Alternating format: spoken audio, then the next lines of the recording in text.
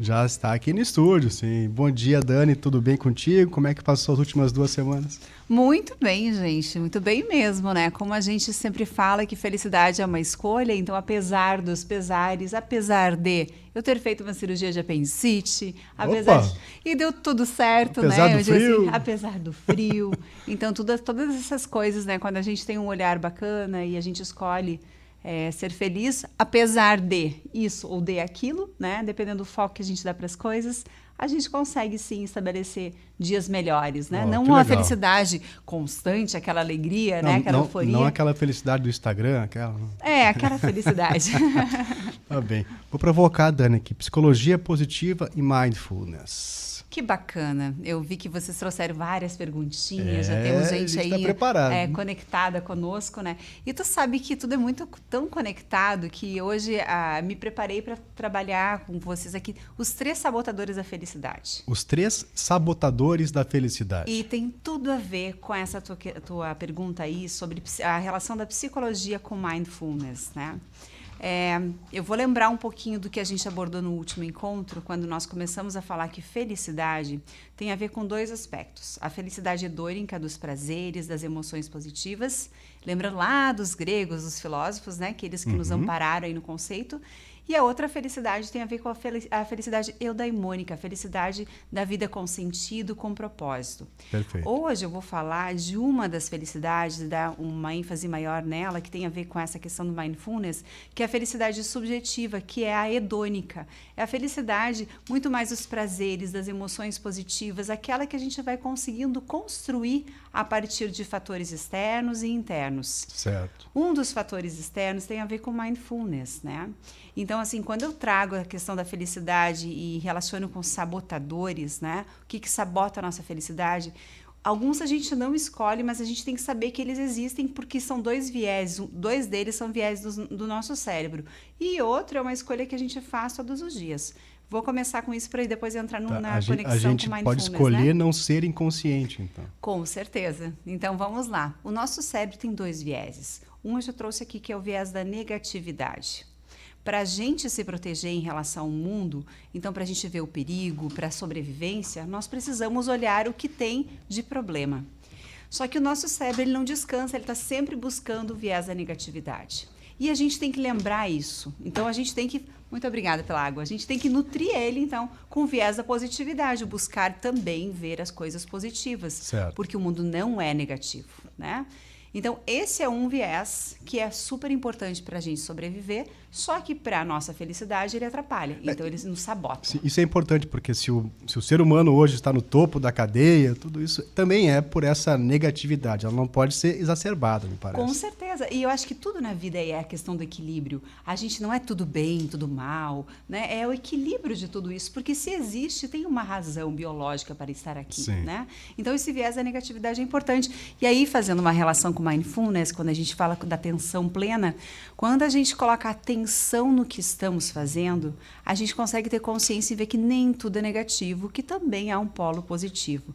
Então, aí tem um aspecto importante de uma ferramenta essa, né? Que a gente pode treinar a nossa atenção para aquele exato momento e reduzir o viés da negatividade. Perfeito. O segundo viés do nosso cérebro é o viés da adaptação hedônica.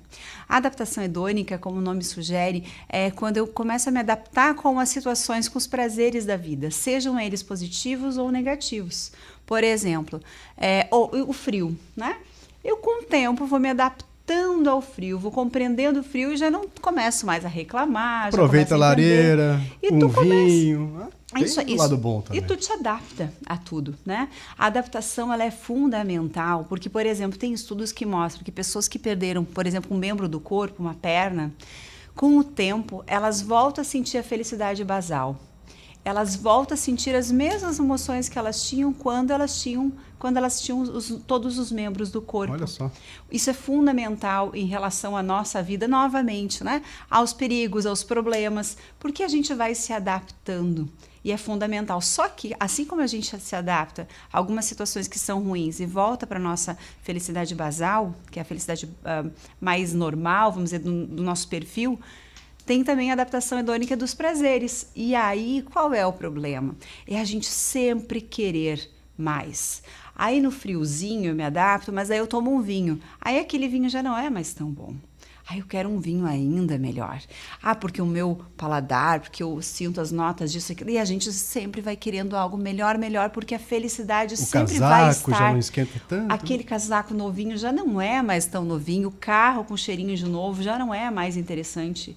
Por quê? Por conta da adaptação hedônica. E também porque, naturalmente, moramos num momento aí muito no mundo capitalista, sim, que a gente bombardeado com informações o tempo todo, e a gente tem que ter consciência e fazer essa seleção, né? Mas nós somos, então, nutridos com informações para nos dizer que aquilo que temos não é mais suficiente, né? E Santo Agostinho tem uma frase muito linda que ele fala, que felicidade é quando a gente consegue, quando a gente cultiva e ainda tem prazer naquilo que temos.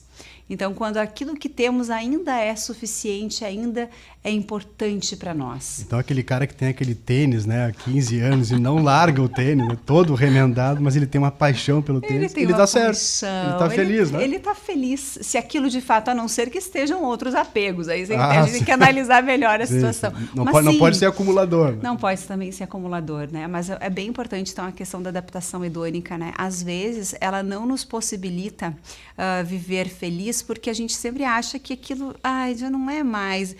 Então, eu estou tomando essa água, mas eu queria uma água mais gelada. Depois eu quero água com gelo, com limão. E assim a gente vai elevando o nosso nível de exigência.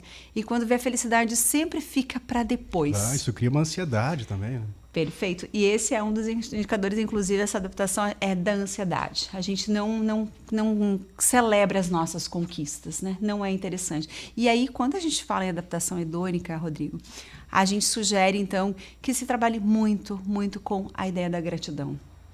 E aí é uma ferramenta que está dentro do nosso corpo, de novo, que é nata do ser humano, mas que a gente só precisa acionar.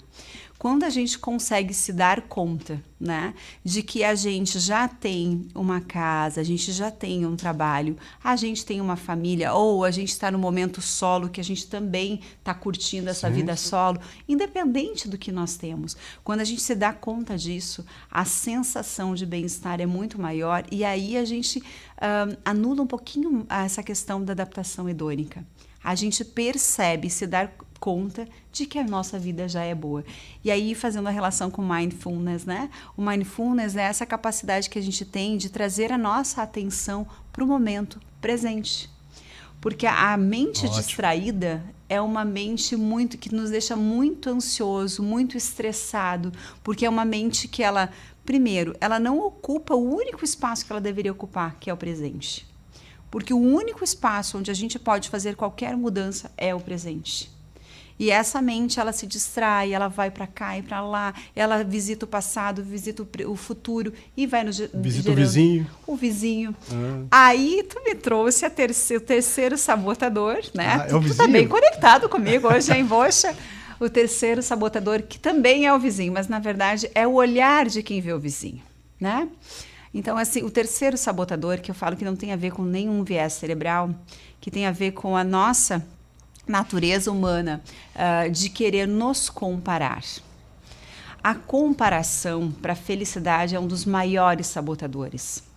E a comparação hoje ela está onde? No passado, a gente sempre tem uma ideia de que hoje com as redes sociais tudo é muito difícil, porque as pessoas, né, ficam ali passando o dedinho no Instagram e vendo aquela vida que não existe, etc, etc.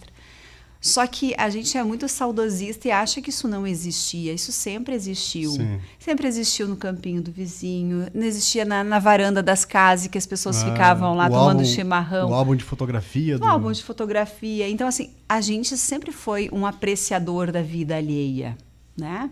E isso, de certa forma, as redes sociais hoje nos facilitaram, porque elas nos deixam aqui, nessa janelinha do mundo que é o nosso celular, né? Essa possibilidade da gente bisbilhotar.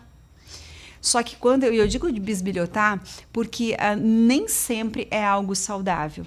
Quando a gente pensa em rede social, a gente pensa num espaço que a gente pode ter seguidores e ser seguido.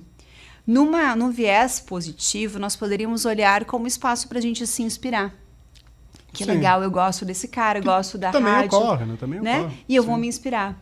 Mas a nossa natureza, voltando à questão da negatividade, e às vezes a gente nem está muito bem conosco mesmo, em relação à nossa autoestima, à nossa autoconfiança, a gente se compara. E essa comparação, ela é extremamente terrível para a nossa felicidade. Porque aí a gente coloca padrões que não vão ser atingidos porque, primeiro, a gente não sabe o que a pessoa fez para conquistar aquela posição. A gente tem capacidades diferentes? Capacidades, histórias, isso é natural? Vivências, né? E a gente só olha aquela casca, aquela superfície, a vitrine. E a vitrine não fala sobre a qualidade do produto, a vitrine não fala sobre a modelagem do produto, se aquele manequim que está vestindo realmente tem o teu biotipo. Então, a vitrine não fala muita coisa, senão da ideia da cobiça, da inveja, das emoções que não são emoções positivas. E que se a gente conseguir compreender que a gente pode usar com parcimônia, com menos tempo, e a gente usar, de novo, da nossa atenção, né, para um pouco de redes sociais, mas um pouco para leitura, mas para um pouco aquilo que faz sentido na minha vida. Porque muitas vezes isso não faz sentido. E aí a gente tem a sensação que a gente não anda para frente. E não é só uma sensação. A gente não é real. A gente não vai para frente. E aí, fazendo uma associação, então, eu estava falando até agora sobre a felicidade subjetiva, do bem-estar subjetivo, que tem a ver com as nossas emoções, com a prevalência de emoções boas, né? Mas quando a gente também faz uma opção de não olhar rede social por muito tempo, ou eu conseguir projetar a minha vida com coisas que façam mais sentido, eu estou falando naquela felicidade eudaimônica, na felicidade que ela é mais plena, a felicidade do sentido, do propósito. Ela é orgânica.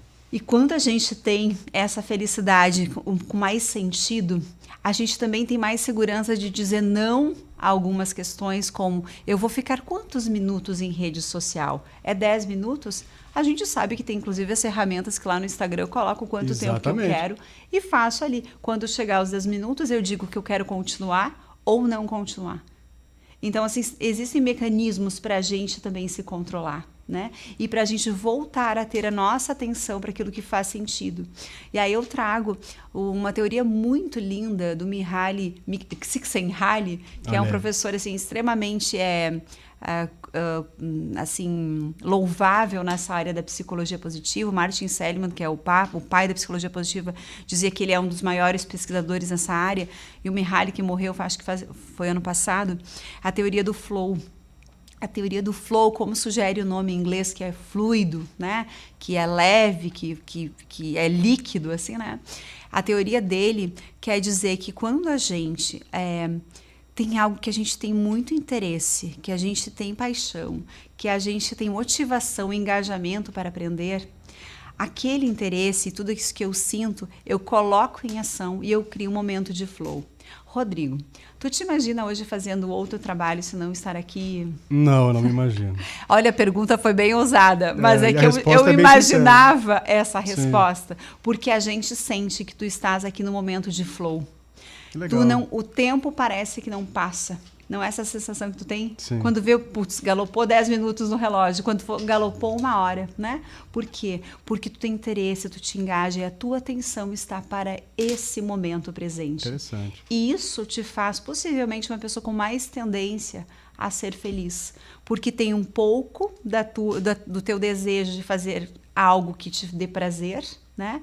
Que tem significado, que tem propósito e que te faz viver várias emoções positivas ou negativas, isso não importa, né? Porque lembrando, a base da felicidade tem muito mais a ver com a hedonia, com a eudaimonia, que tem a ver com significado. E essa teoria do flow é essa teoria que mostra pra gente que quando eu me sinto no momento presente, fico por muito tempo numa espécie de bolha, cara, tu tá no caminho certo. Realmente é isso que te faz bem. Né? E quando a gente encontra na nossa vida esses momentos bolha, e se momento bolha tiver 1, 2 por dia, uou, tu é um felizardo, de fato, né? Um felizardo, usando um pouquinho das palavras aí, né? No nosso dicionário da felicidade. Mas, enfim, isso é realmente importante. Agora, associando tudo isso, né? A psicologia positiva, que é a ciência da felicidade, do bem-estar, né? Com o mindfulness.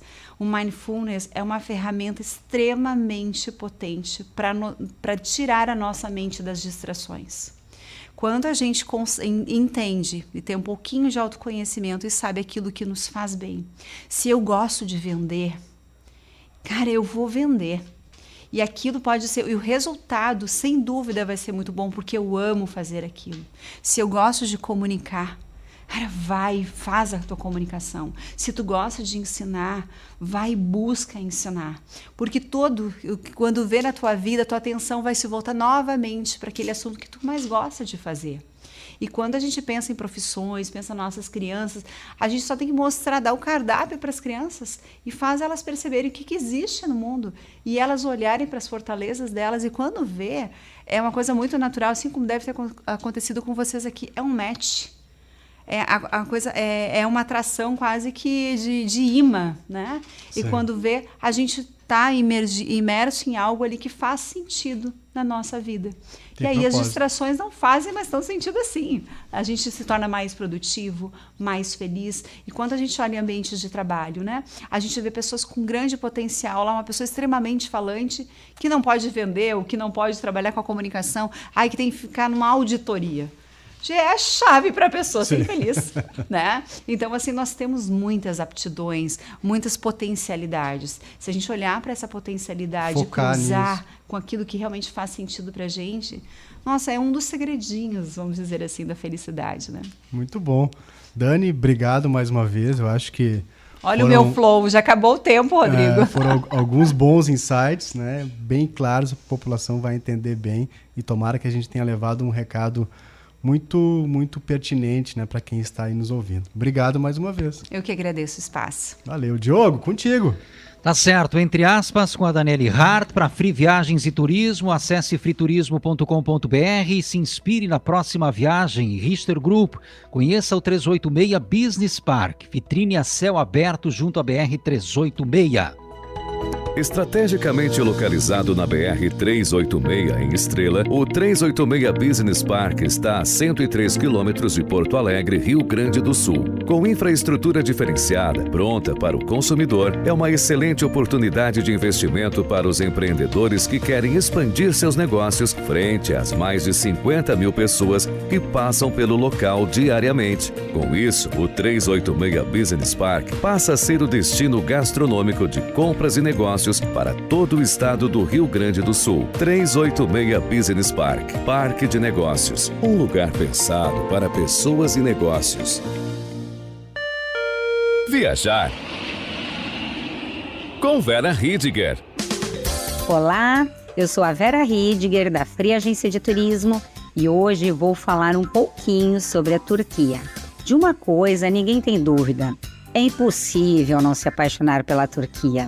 O país está incrustado bem no ponto em que o Ocidente e o Oriente se tocam. E isso não é força de expressão. Uma parte de Istambul fica na Europa e a outra na Ásia. Por causa dessa singularidade, a cidade tem um ar cosmopolita, sofisticado, mas ainda assim é diferente de tudo aquilo que conhecemos, capaz de oferecer experiências jamais vividas antes. Essa é apenas uma das facetas da Turquia. Não existe uma Turquia única, são várias, uma diferente da outra, todas apaixonantes. Istambul tem uma rica história, marcada por 4 impérios, e basta atravessar o Bósforo para chegar à Ásia, e vice-versa. Os artesanatos e especiarias de seus mercados são de encher os olhos de tanta beleza. Istambul é uma cidade com vida noturna animada. Pelos vales da Capadócia brotam torres rochosas de dimensões monumentais, uma atrás da outra. Algumas são em formas de cone, outras têm uma imensa pedra que se equilibra no topo.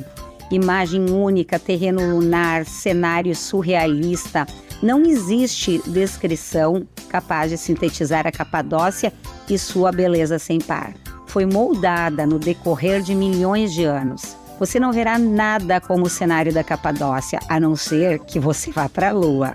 Experiência de dormir em hotéis esculpidos em cavernas é incrível e a melhor maneira de ver a Capadócia é em um voo de balão, uma experiência emocionante. A Turquia não é só Istambul e Capadócia. O país possui um litoral com praias paradisíacas na Riviera Turca e muitos mais lugares incríveis. Vamos